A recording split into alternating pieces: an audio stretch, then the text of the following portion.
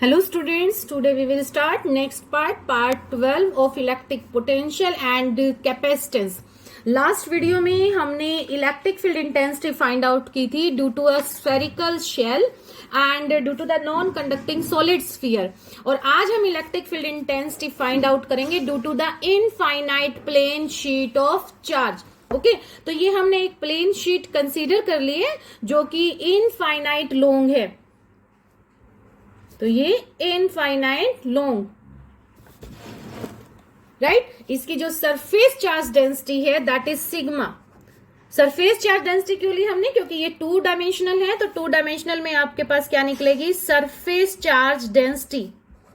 और surface charge density किसके equal होती है? चार्ज अपॉन में एरिया के इक्वल होती है. तो सरफेस चार्ज डेंसिटी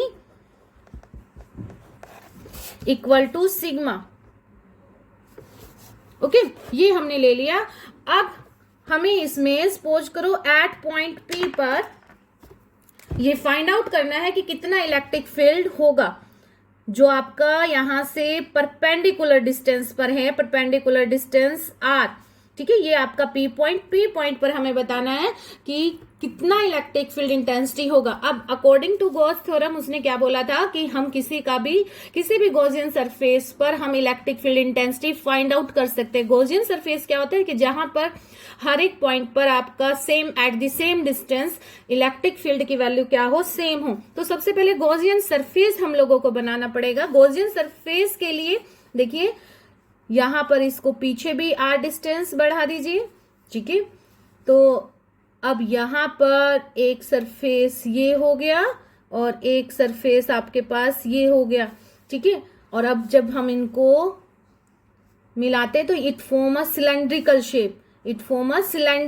शेप. ठीक है. ये पॉइंट ओ हो गया. ओ से जो पी पॉइंट है ये आपका कितना है? आर डिस्टेंस अवे है, ठीक है. तो अब इस पूरे रेडियल सरफेस में अब आपके पास टोटल सरफेस कितने हो गए? 1, 2 और थर्ड ये जो कर्व्ड सरफेस है ये हो गया आपके पास, ठीक है. तो 1, 2 और जो ये थर्ड है आपका ये. यहां पर जो आपका एरिया वेक्टर है वो परपेंडिकुलर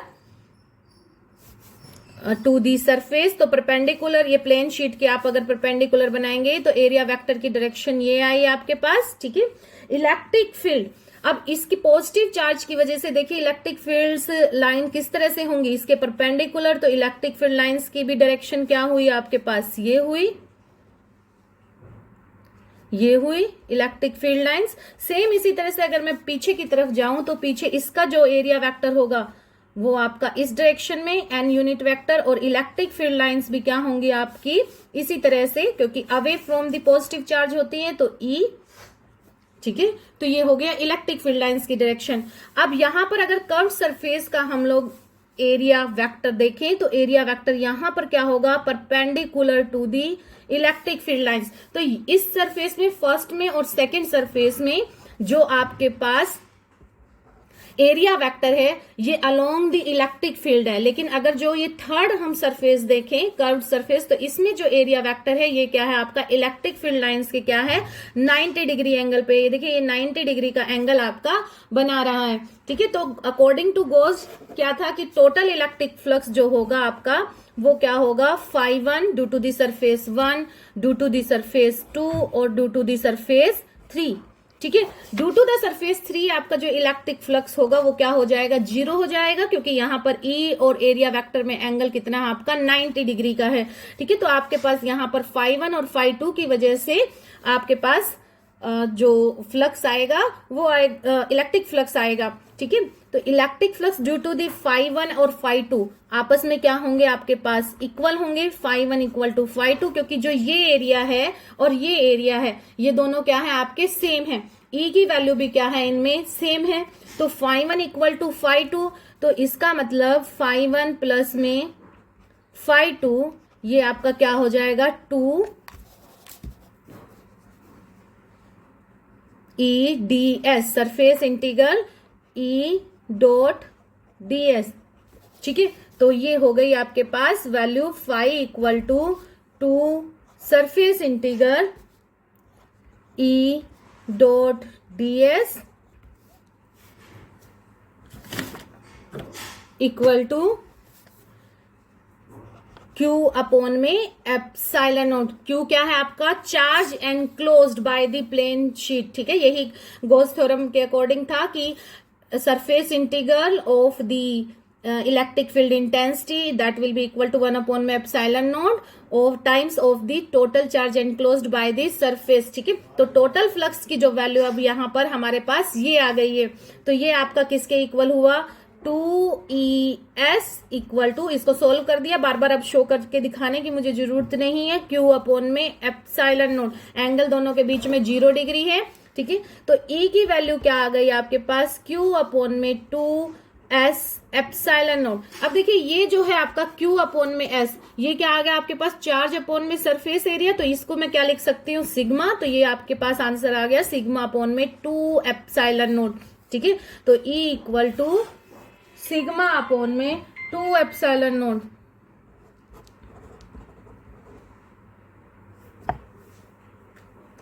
राइट, आप इसको नोट डाउन कर सकते हैं। ये अब आपके पास इलेक्ट्रिक फील्ड इंटेंसिटी किसकी वजह से आया? Due to a thin infinite plane sheet of the charge. ठीक है, due to the infinite plane sheet of charge की वजह से आपके पास electric field intensity sigma upon में 2 एप्सिलॉन नॉट आपके पास आ गया। ये कब है? जब आपके पास थिकनेस जो है काफी स्मॉल थिकनेस है इस शीट की, नेग्लेजिबल हमने इसमें इसकी थिकनेस को कर दिया है। इसमें क्या है? नेग्लेजिबल थिकनेस, ये लिख भी सकते हो आप। थिकनेस जो है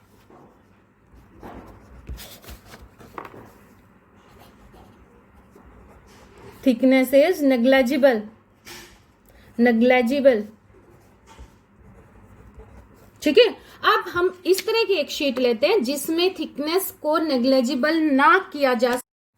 अब देखिए हमने एक प्लेन शीट चार्ज ले ली जिसकी थिकनेस नेग्लेजिबल नहीं है, जिसकी थिकनेस T हमने कंसीडर कर ली और यूनिफॉर्मली थिकनेस है। तो अब यहां पर इलेक्ट्रिक फील्ड क्या होगा? सपोज करो हमने पॉइंट P पर इलेक्ट्रिक फील्ड फाइंड आउट करना है। Electric field due to this plane sheet charge which has the thickness T। तो यहां पर इसकी जो डिस्टेंस है P पॉइंट की, that is the R radial distance. अगर हम गॉसियन सरफेस बनाएंगे तो सेम हमने जैसे हमने पहले किया था प्लेन शीट में, उसी तरह से आपकी क्या निकल के आएगी? Electric field intensity find out निकल के आएगी। लेकिन डिफरेंस यहां पर क्या आ गया कि यहां पर अब थिकनेस आ गई। तो एक तरह से ये जो प्लेन शीट चार्ज है इसमें एक तरह से आप ये कंसीडर कर सकते हो कि 2 शीट्स आपकी बाउंडेड हैं। तो एक की वजह से आपका इलेक्ट्रिक फील्ड E1 ये, और दूसरे की वजह से इलेक्ट्रिक फील्ड ये आपके पास।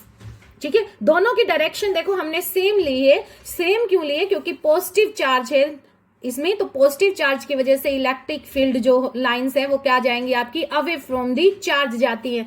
तो इसकी वजह से फर्स्ट की वजह से भी E1 और सेकंड की वजह से भी आपकी जो E2 आएगी वो डायरेक्शन क्या हो जाएगी आपकी? ये दोनों की दोनों सेम डायरेक्शन में। ठीक है, अब यहां पर जो टोटल इलेक्ट्रिक फील्ड होगा E, वो क्या आएगा आपके पास? E1 प्लस में E2 आएगा। E1 प्लस में E2। E1 और E2 की हमने वैल्यू निकाली हुई है। ठीक है, जो अगर हम लोग पीछे वाले आर्टिकल पे जाएं तो सेम वही निकल के आएगी। तो ये E की जो वैल्यू है ये आपके पास यहां से क्या आ गई? E1 प्लस में E2। पहले इसको विदाउट वेक्टर फॉर्म में लिख लीजिए। ठीक है, तो E सिग्मा अपॉन में 2 एप्सिलॉन नॉट, सिग्मा अपॉन में 2 एप्सिलॉन नॉट। ठीक है, तो टोटल इलेक्ट्रिक फील्ड अब आपके पास कितना आ गया? यहां से सिग्मा अपॉन में एप्सिलॉन नॉट। राइट, तो जब हमारे पास कोई भी प्लेन शीट विद थिकनेस आ जाए तो वहां पर इलेक्ट्रिक फील्ड इंटेंसिटी कितना हुआ आपका? सिग्मा अपॉन में एप्सिलॉन नॉट हुआ। सिग्मा क्या है? आपकी सरफेस चार्ज डेंसिटी है। ठीक है, तो ये था आपका due to a single plane sheet charge. एक बार आपने विदाउट थिकनेस इसको कंसीडर किया, एक बार आपने इसको with the thickness T consider किया। जब हमने विदाउट थिकनेस कंसीडर किया तब आपका इलेक्ट्रिक फील्ड कितना आया?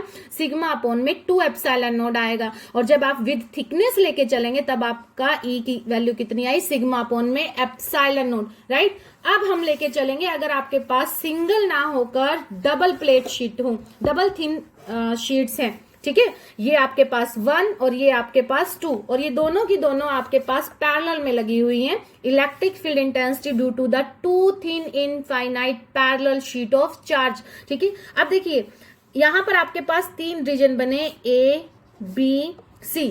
बीच में चलिए, बीच में क्या है? देखिए यहां से इलेक्ट्रिक फील्ड जो इंटेंसिटी है आपके पास, यहां से अवे ये, और यहां से भी इसकी वजह से भी क्या हुआ आपका, इसकी वजह से आपका ये हुआ, ठीक है, ये आपका E1 और ये आपका E2 हुआ, ठीक है। यहां पर अगर आप देखें तो यहां पर क्या आएगा, E1 की वजह से भी इसी डायरेक्शन में और E2 की वजह से भी इसी डायरेक्शन में। यहां पर भी अगर आप देखें तो E1 की वजह से आपका फर्स्ट की वजह से आपका E1 की डायरेक्शन ये आपके पास, और E2 की डायरेक्शन भी आपके पास क्या जाएगी, ये जाएगी।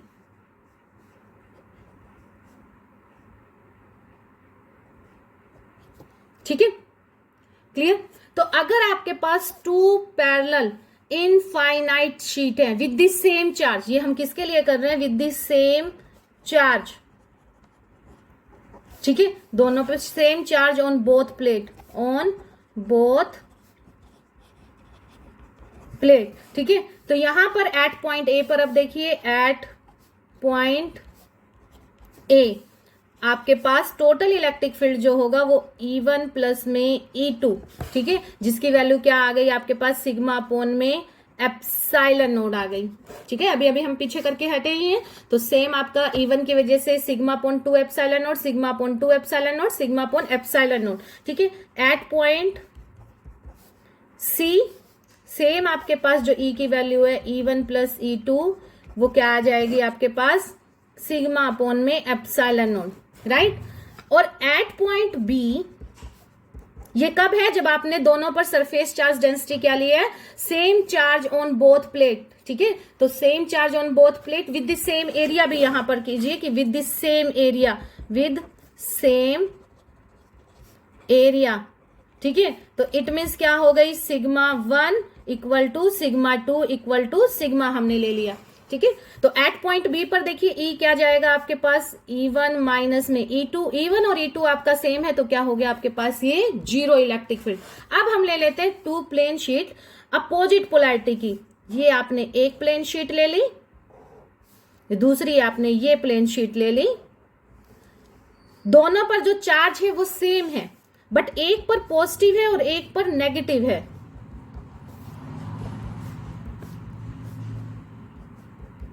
ठीक है। एक पर आपका पॉजिटिव क्यू है और एक पर आपका नेगेटिव क्यू है, right. Surface charge density sigma 1 sigma 2, ठीक है। यहां पर भी क्या है, sigma 1 equal to sigma 2 equal to sigma, ठीक है। यहां पर लिख दीजिए, इफ वी हैव, ये आपका आर्टिकल यहां खत्म हो गया था, if we have opposite polarity sheet, opposite charge on sheet, ठीक है। शीट पर आपने चार्ज क्या ले लिया, अपोजिट ले लिया है। तो अब आपके पास देखिए 1 और 2 की वजह से इलेक्ट्रिक फील्ड इंटेंसिटी की डायरेक्शन देखिए, इससे अवे जाएगी तो ये हो गया E1, इससे आपके पास टुवर्ड होगी तो E2 भी आपका इसी डायरेक्शन में। इसमें देखिए E1 आपके पास यहां इस डायरेक्शन में और E2 आपका इस डायरेक्शन में, क्योंकि नेगेटिव चार्ज की टुवर्ड्स होती है इलेक्ट्रिक फील्ड लाइंस और पॉजिटिव से अवे जाती हैं, तो ये हुआ आपके पास E2, ठीक है। ये आपके पास 1 की बात है, ये आपके पास 2 है। ये आपके पास यहां पर अगर देखें तो अवे E1 और E2 की डायरेक्शन क्या जाएगी आपके पास, टुवर्ड जाएगी, ठीक है। अब ये रीजन हो गया आपके पास A, ये रीजन हो गया आपके पास B और ये रीजन आपके पास हो गया C। अब तीनों रीजन्स में आपको electric field intensity find out करनी है। तो यहां पर चलिए एट पॉइंट या एट रीजन इन लगा लीजिए यहां पर, इन रीजन A, ठीक है। इन रीजन A तो ये क्या हो गया आपके पास, E की वैल्यू E1 माइनस में E2, ठीक है। E1 और E2 दोनों सेम है तो क्या आएगा, 0 आएगा। इन रीजन B दोनों देखिए सेम डायरेक्शन में है, तो E की वैल्यू क्या गई आपके पास, E1 प्लस में E2 equal to sigma upon में एप्सिलॉन नोट, राइट। अब इन द रीजन C आ जाइए, दोनों फिर से अपोजिट, तो in the region C E की वैल्यू क्या आ जाएगी आपके पास, E1 माइनस में E2 इक्वल टू 0। इस तरह से किसी भी पोलैरिटी की आपके पास ये प्लेन शीट हो तो we can find out the value of electric field intensity in different region. Okay, तो जो ये रीजन आपका बीच वाला बना है, ये इन द बी रीजन, ये एक तरह से कैपेसिटर के लिए भी काम आता है, ठीक है। और इस डायरेक्शन, इसमें अलग से बना के दिखाते हैं। चलो, एक आपके पास ये हो गया, यहां पर पॉजिटिव चार्ज, सेम कैपेसिटर के लिए मैं आपको पहले ही बता रही हूं, ये सारी चीजें हम कैपेसिटर में करेंगे। इसके ऊपर आपका नेगेटिव चार्ज, ठीक है। तो यहां पर जो इलेक्ट्रिक फील्ड लाइंस है वो कैसे आएंगे आपकी, इस तरह से आएंगे, ठीक है। और यहां पर ये आपके पास ये हो गया no electric field, no electric field, ये आपका ए, ये आपका बी, ये आपका सी, ठीक है। नो इलेक्ट्रिक फील्ड, ठीक है। ना ही यहां पर होगा नो इलेक्ट्रिक फील्ड, तो यहां भी नो इलेक्ट्रिक फील्ड, ठीक है। तो ये जो आपका बीच का रीजन है that works like in capacitor, ठीक है। तो बी रीजन में आपका जो बी रीजन है, B region is apply in capacitor, okay. Two plane sheet charge हैं आपके पास जो अपोजिट पोलैरिटी की हैं, और इलेक्ट्रिक फील्ड कितना होगा आपके पास, सिग्मा अपॉन एप्सिलॉन नॉट। तो आप याद रखना कि कैपेसिटर में कितना इलेक्ट्रिक फील्ड होता है आपका,